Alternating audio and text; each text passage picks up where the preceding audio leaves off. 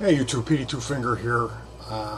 If you're following along, I had ordered an upgrade camcorder from shopgoodwill.com. It arrived today. It's the wrong camera. They sent me an S100, which is the first model that ever came out. It's barely HD. It's not a touchscreen. The accessories that I order won't work on it. So everything that I ordered that's coming won't work on it. So I emailed them and I said, look, I won an auction by $2. I won it. So I did a really good job on the bidding. And I had bid on multiple cameras. This thing with this camera has been going on for 3 years. Me trying to get an upgrade of a camera. The thing comes today. I wake up, it's at my door, and it's the wrong camera. So I email them, and then 2 hours later, I get a response back. Oh, we're so sorry for the inconvenience. We're going to have to send you a shipping label so you can return it. Very sorry. And I'm thinking, well, you know,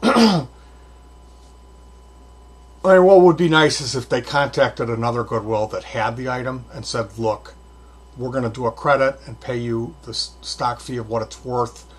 Ship this guy the camera and let him keep the other one. That's good customer service. So buyer beware, shopgoodwill.com.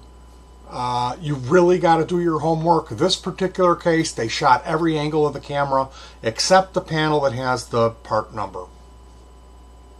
And I should have figured it out, but I did never imagine in my wildest imagination that I just thought the person that shot it didn't turn it over and do a close-up of the little panel, or the door that's the swing arm, the video screen that flips open, it's at the top right of that, and they didn't shoot it with that closed.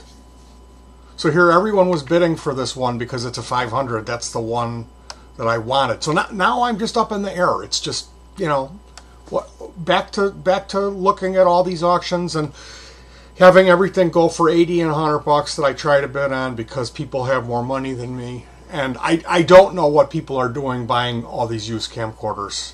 Are they reselling them? I mean, it's just unbelievable how I shouldn't even be making this video because that means I'm going to probably get beat out on the next auction that I'm going to be trying on. So it's back to you know, I got it running. I got this camcorder running. And do I use it this weekend when I go out? You know, I would have to, if I can figure out a way to rig it up without having to go too far out of my way, which I think I can.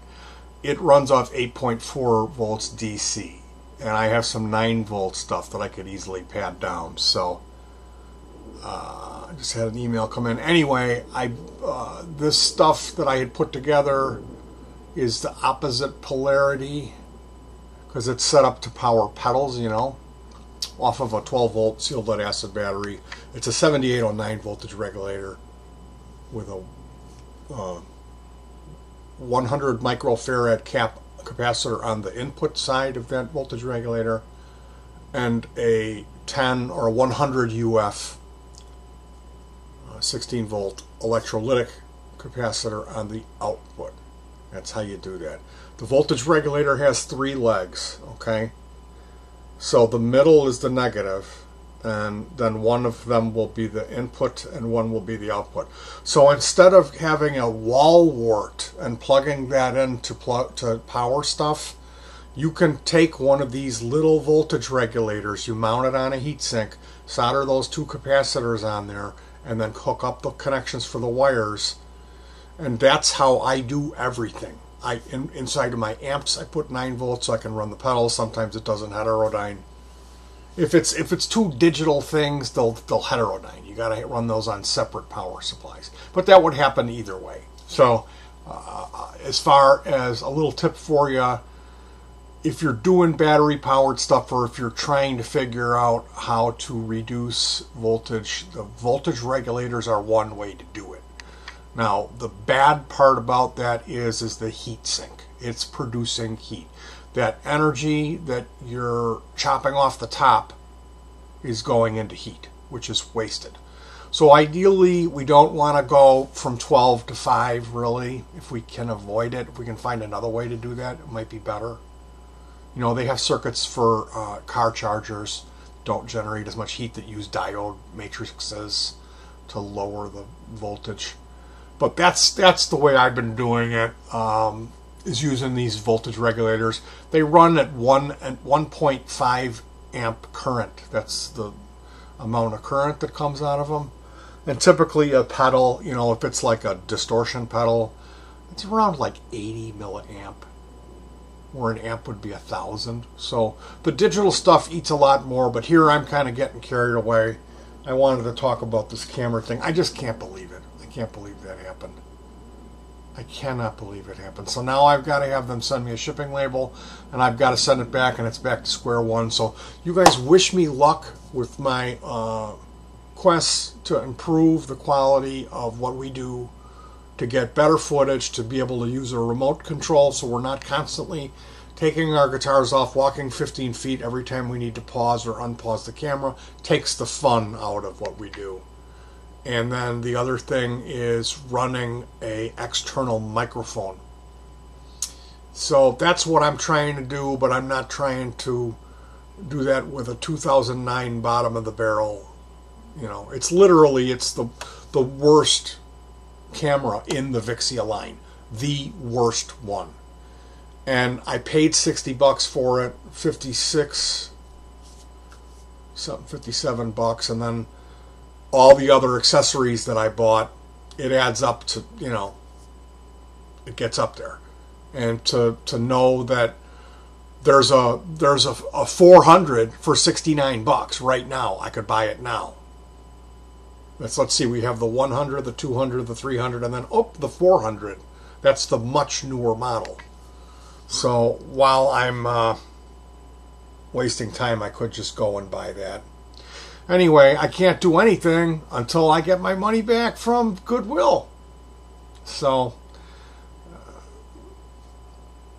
in my opinion, they should have offered me more options. They should have said, look, how about we give you half off the camera? And I would have said, give me a week to make up my mind. They closed the ticket. They closed my ticket. So I'm going to go open another ticket just because they did that. Because I'm not happy. I mean, this is on you guys. You know, you list something with the model number. How did they even get that model number wrong if it's a right model number? You know, this is really weird. Really, really weird. It's almost like the guy who works there had a 100 at home and he brought it in and switched them. That's what it seems like to me. That's what it seems like to me. But then you know, I'm getting into conspiracy theory territory. Anyway, you guys, I just wanted to give you an update on that because I had been talking about it. I was excited. I won the auction. I was so unbelievably thrilled that happened for me. And now it's just a stabbing in the back once again. So, DB, when you said, I know you can do it, because I said, wish me luck, this is what I meant. Was until the footage is uploaded and I'm watching it on YouTube, all bets are off. All bets are off. Because I don't know why the thing is being sold. Is it that the people were rich, they bought it, they used it a couple times, lost the charger, and it sat there until the battery died? Or did they drop it in the pool? And that's the one I'm getting. You know? So this is just, you know, but that's my life. One of those. And I put myself in this sort of position by trying to beat the system and get stuff for super cheap. So I can't really get unbelievably angry and shake my fist but it feels good to complain about it when things don't go my way. So I kind of got to put myself in check sometimes and realize, hey, for 9 out of 100, or 99 out of 100 things that you get used that work flawlessly, there's going to be that one time. And when you're playing around with something like auctions, this is what you have to expect. Every once in a while, you're going to get burned. People are going to be dishonest, or there's going to be an error. And I believe that's what we have here. It's more than likely it's just an error. So we'll see you soon. My wife and I will be going out Sunday shooting footage. I'm not sure what camera I'm going to use. Man, this is a bummer. What a bummer. And you remember what I said? It's more than likely that this isn't going to happen until next season. You're going to see this updated footage.